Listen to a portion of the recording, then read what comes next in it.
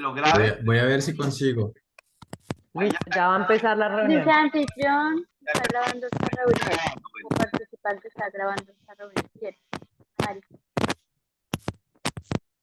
bueno, listo. De todas formas, el anfitrión.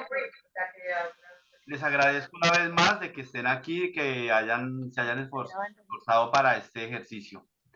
Eh, bueno, hemos tenido algunos problemas técnicos, entonces nos tocó repetir la audición, la reunión. Bueno, entonces, otra vez buenas noches a todos. Esta reunión es con el fin de hablar sobre la libertad de expresión. La reunión está motivada por,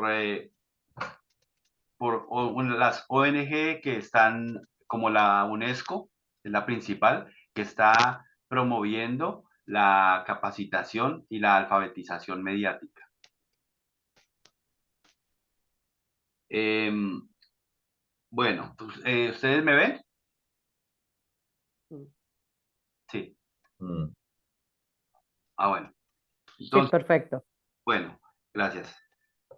Entonces, la alfabetización es un programa que tenemos que ir desarrollando los comunicadores sociales, los estudiantes de comunicación social. Estamos enfocando, bueno, yo particularmente estoy enfocando en la libertad de expresión y en las fake news. Esos serían los temas pilares de la alfabetización. Es sobre todo dirigida hacia los jóvenes y para crear, crear jóvenes y auditores que sean más críticos. Bueno, entonces, estamos enfocados en dos problemáticas. Bueno, como se trata de hablar sobre Colombia, toda América Latina tiene casi los mismos problemas de comunicación, de manejo de la libertad de expresión y el manejo de la libertad de comunicación y de información. Entonces, pero entonces nos enfocamos en Colombia para hacerlo un poco más corto. Se presentan en Colombia dos problemáticas que tenemos los informadores. Una problemática de origen de hecho, que es la desaparición, amenazas, muertes de periodistas o comunicadores sociales. Mismo, muchos de ellos no son comunicadores sociales, sino es gente que tiene otros oficios, pero se han dedicado a la comunicación o a la información. Un ejemplo, Facio Lince, que era médico. Él fue asesinado en Medellín y él no, pues no era, sí, no era comunicador social, simplemente era una persona que escribía columnas. Bueno, eh, entonces, para profundizar sobre eso, pues podemos dar unos datos, por ejemplo, de que en Colombia desde hace 10 años ha habido 152 periodistas legalmente declarados muertos, asesinados. Y hay una promedio de 170 amenazas por mes. Es Colombia. Eh, un aporte para decirles es que en este momento, el país más peligroso donde hay más muertos por informadores muertos, asesinados, es México. Está encima de todo. Está ocupando el primer puesto en el número de periodistas asesinados. Bueno, en Colombia se ha disminuido, pero de todas formas es muy fuerte también. La otra problemática que se presenta es con el derecho.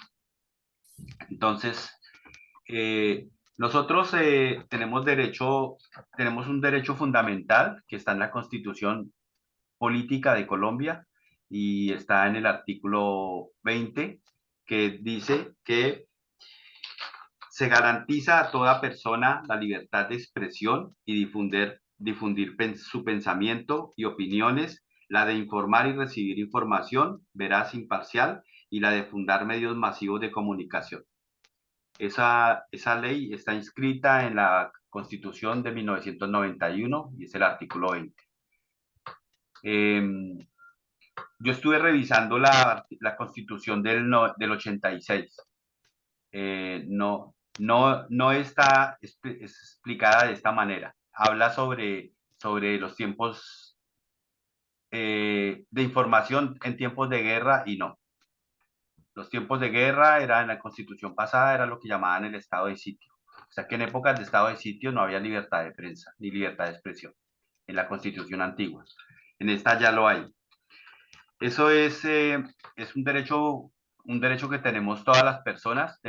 Podemos hablar, opinar, pensar y expresar todo lo que queramos y el único impedimento que tenemos es que un juez nos haga callar o nos haga retirar las palabras que hemos dicho. O sea que tiene que ser solamente dictada por un juez en lo penal o en lo constitucional. Generalmente a los periodistas los persiguen con tutelas, que la tutela es la que se presenta ante la Corte Constitucional para hacer valer un derecho. Esos derechos se los presentan de manera general, son los políticos a los periodistas, aplicándoles otra ley fundamental que está en la Constitución, que es el artículo 15, donde habla sobre, la libertad, la libertad de la privacidad. Entonces, el artículo 15 de la Constitución dice, todas las personas tienen derecho a su intimidad y a su buen nombre y el Estado debe respetarlos y hacer respetar. De igual modo, tienen derecho a conocer, actualizar y rectificar la información que se hayan recogido en bancos de datos, en lo público y en lo privado. Eso dice el artículo 15. Entonces, cualquier persona que se sienta atacado por un periodista, de que se siente difamado o que estén em,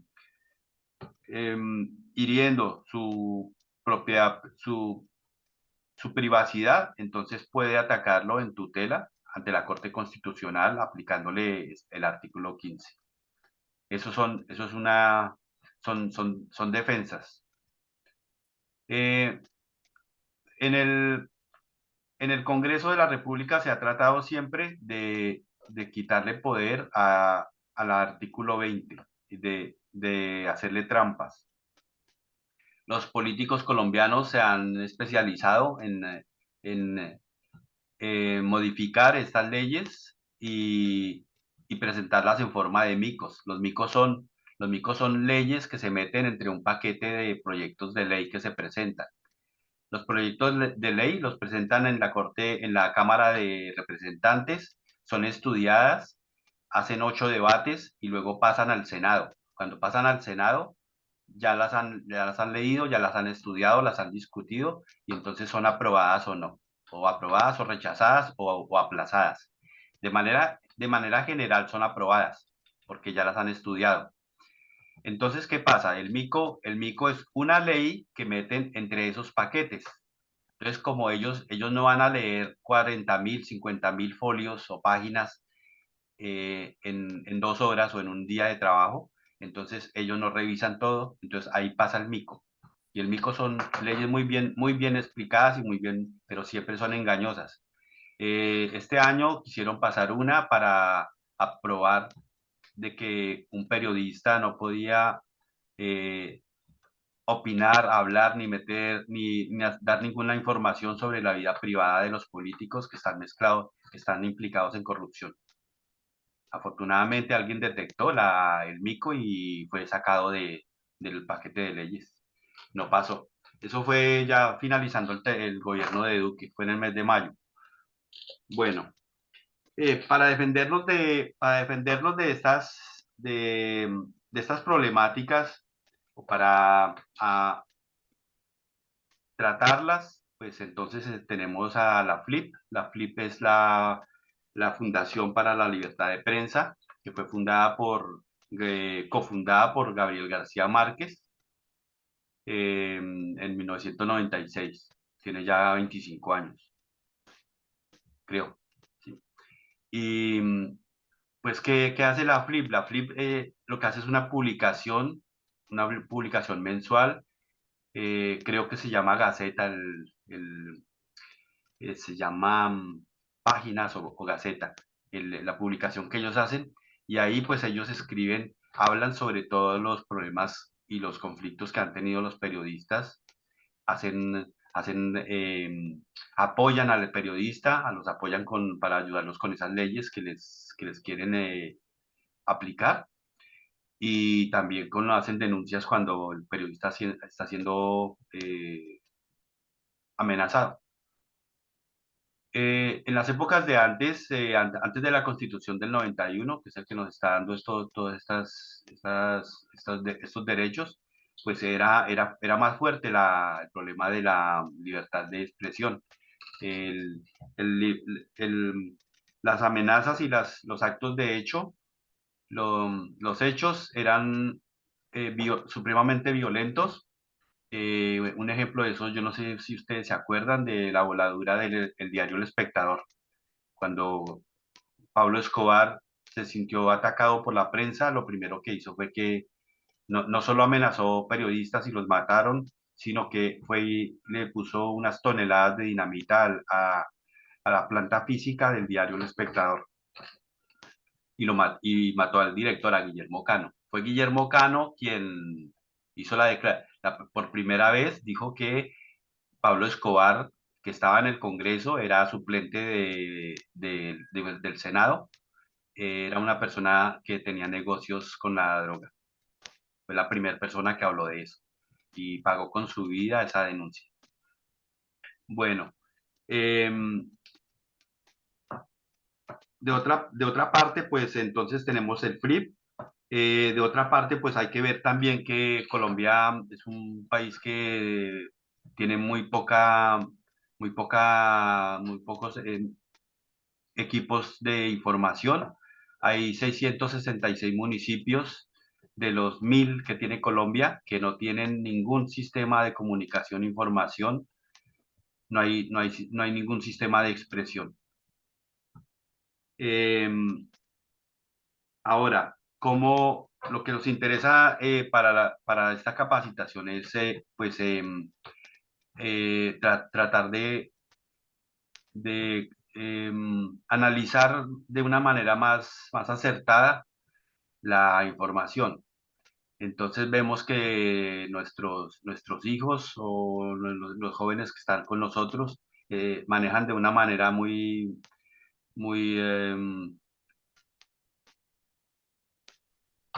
manejan de una manera muy correcta los instrumentos de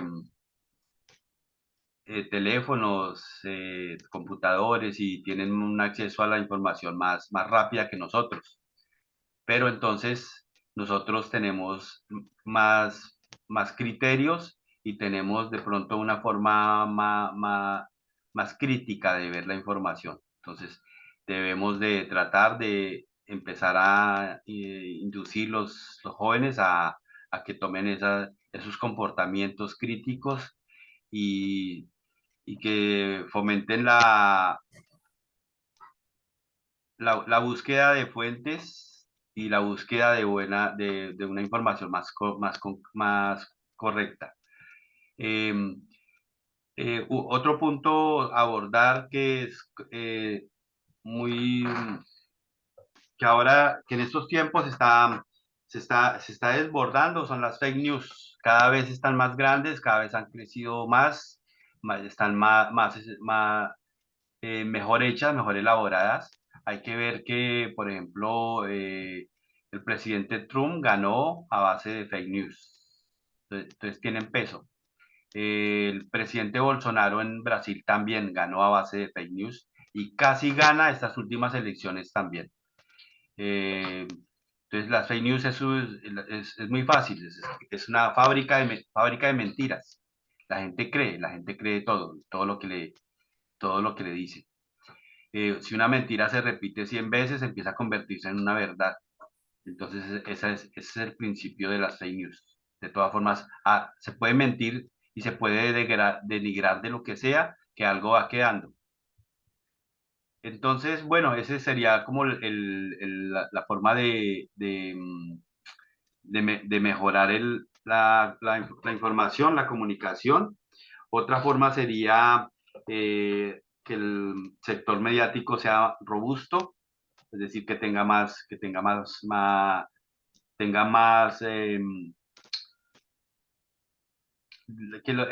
la ética se fortalezca en el sector mediático, que está, que se acabe la corrupción, que los periodistas no se vendan a los medios comerciales, eh, fortalecer los medios alternativos, eso sería otra de las ayudas que podríamos hacer.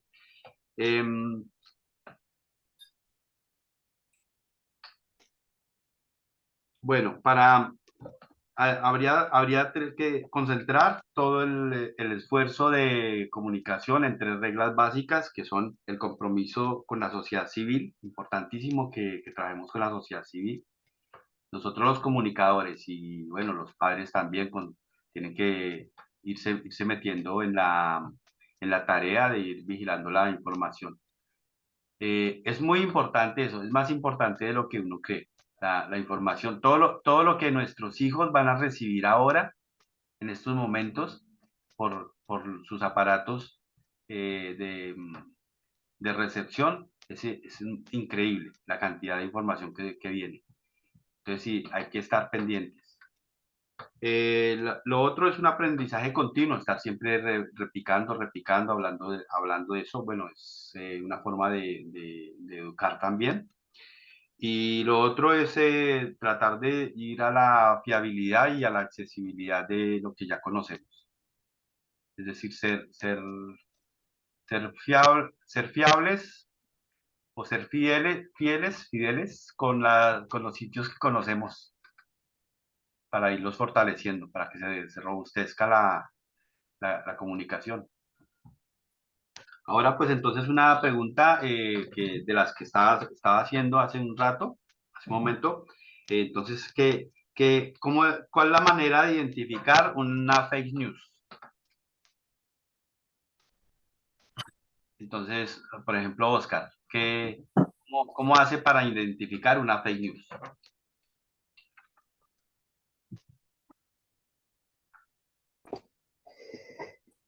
Para identificarla, la rapidez con la que aparece el corto mensaje que está dando de ella, así el título, es sorpresivo que aparece así de golpe Sí. y no especifica nada más. O sea, Con eso ya tú sabes que es una fake news. sí, O sea, sí, que ya ahí, sí, sí, o sea, sin tanto especificar, ya da un informado así, importante, grande y ya, no más, con corto.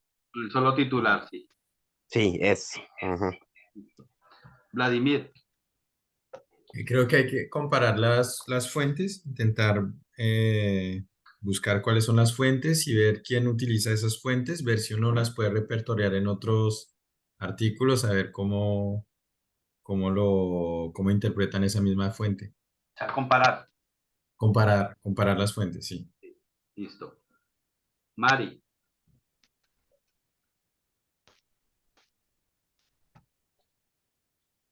micrófono, Mari. Tienes sonido cortado. ¿Me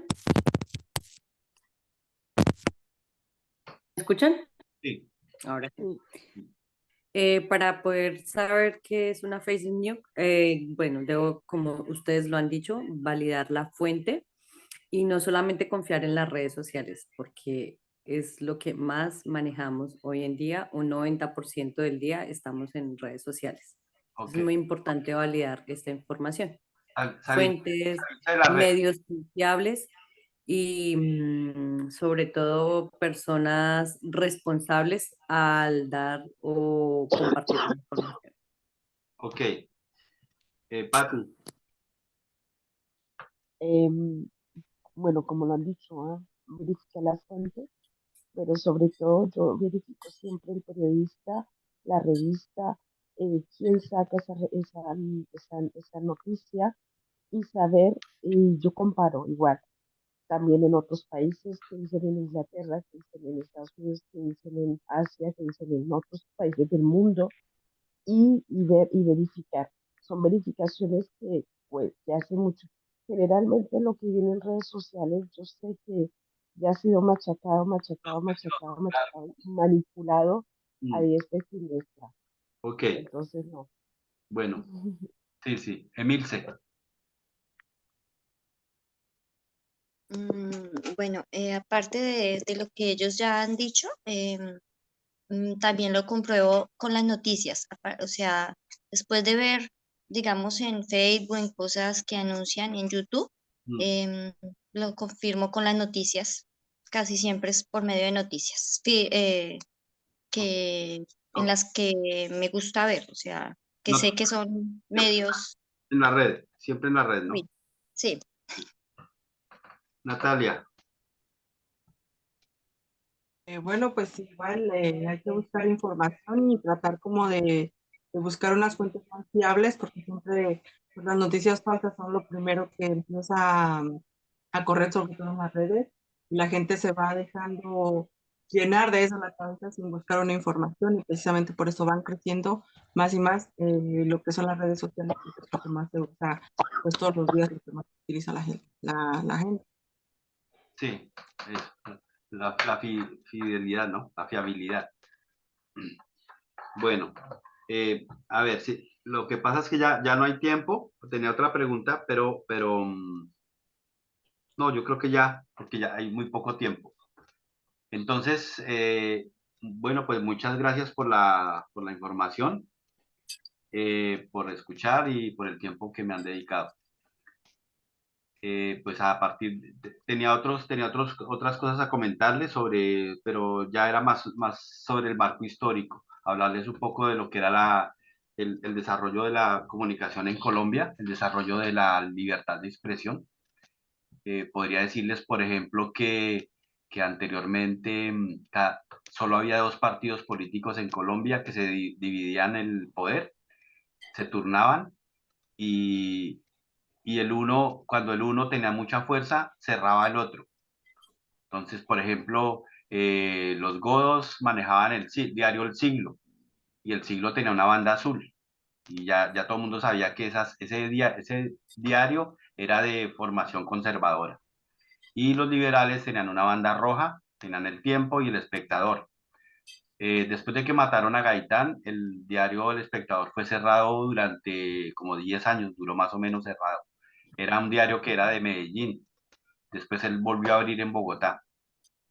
Eh, la prensa siempre fue así hasta que apareció Gabriel García Márquez. Antes de crear la Flip, él creó una revista, la única revista que ha habido de alternativa, se llama la revista. Y alternativa, haciendo alusión a su nombre, era una verdadera revista alternativa. Duró mucho, fue en los años 70, duró por ahí unos 5 años y fue cerrada por el Estado. En esa época había estado de sitio, estaba el presidente Turbay y había una especie de llave entre Turbay, que era el presidente elegido, y un militar que tenía el Ministerio de Defensa. Había una dictadura disfrazada. En esa época había una represión inmensa, inmensa. Cualquier persona que salía a la calle y protestaba era detenida. Podían detener a cualquier persona y eran juzgados por tribunales militares. Entonces, imagínense lo que vivía un periodista en esa época. Hoy día, por lo menos en Colombia, todavía hay amenazas, pero hoy día un periodista al menos puede escribir. En esa época era casi imposible. Es una época muy dura. Ya a partir de ahí es que García Márquez se reúne después de que se acaba Alternativa, él se reúne y forma la Flip. Y bueno, pues también han creado premios para los periodistas alternativos. Por ejemplo, el Noticiero 1, Noticias 1, lleva una cantidad de años, yo no sé es cuántos exactamente, ganando el premio India Catalina y siempre gana como mejor noticiero, mejores periodistas. Y de ahí viene una generación de periodistas que está haciendo periodismo hoy día. por supuesto, periodismo alternativo. Todos estos periodistas que pertenecían a la revista Semana, que es una revista era la revista que tiene el poder económico en Colombia, a todos los han sacado y a todos les ha tocado crear toldo aparte, o sea, cada uno por su cuenta. Entonces, ese más o menos es un recuento de lo que ha sido, lo que viene a ser y lo que va a ser, va a ser muy duro porque en este momento está Gustavo Petro, pero él no tiene los medios a favor de él, sino todos en contra. Le va a tocar muy duro porque los medios tienen mucho peso, la gente cree mucho en lo que le diga a los medios es el cuarto poder, la prensa es el cuarto poder, eso es innegable. Y ahora más aún que se pueden fabricar las noticias falsas, se pueden hacer muchas cosas. Eso mismo va a pasar también en Brasil, eso mismo está pasando en Perú. La verdad no la conocemos. La verdad del Perú es la que la prensa peruana nos está informando, pero es es la prensa del poder allá. Si, si vemos hay reuniones de campesinos que están protestando. Lo que pasa en México, por ejemplo, también lo mismo, nosotros no conocemos la verdad, solo conocemos lo que las prensas tradicionales nos cuentan. Entonces, bueno, nosotros tenemos en este momento el trabajo de tratar de ser alternativos, tratar de ser críticos lo más posible. Bueno, entonces, gracias y hasta luego a todos. Ahí quedan sus nombres inscritos y después les paso la copia del video. Bueno, Listo, pa. Gracias. Gracias, feliz Navidad. gracias. Gracias, Cristina, que estén bien. Ah, Muy bien. nos vemos. Buen día, buenas noches. Buenas noches. Bueno, Que se curen. Gracias.